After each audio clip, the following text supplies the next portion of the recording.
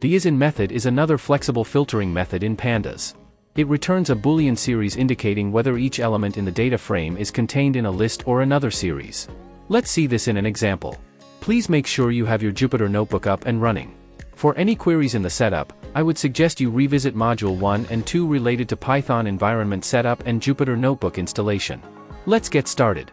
Import pandas library and denote it as PD.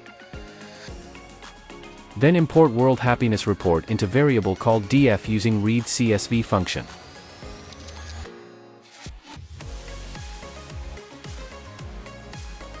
Let's have a look at all the columns within data set using columns function.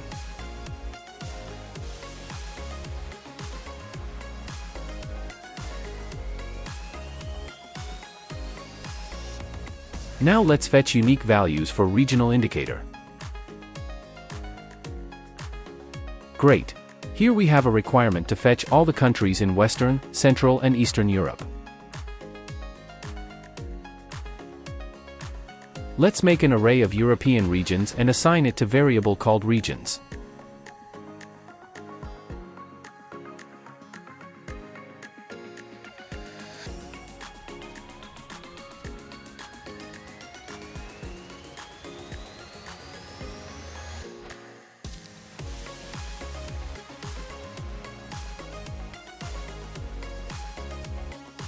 Now let's apply the isin method to the data frame columns regional indicator using regions array we just created.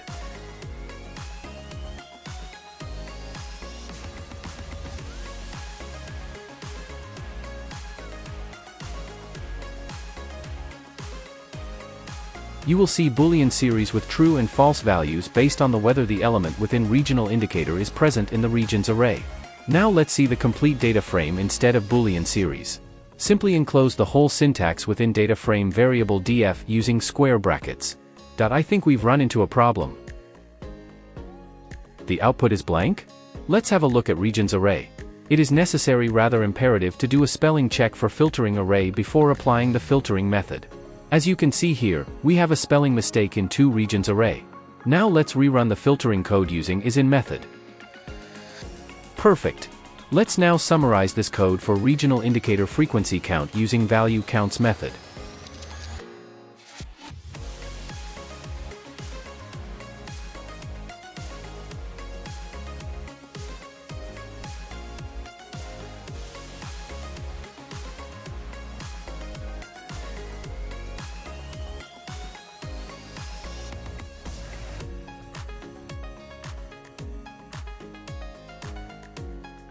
Here we can see that Western Europe has 21 entries while Central and Eastern Europe have 17 entries.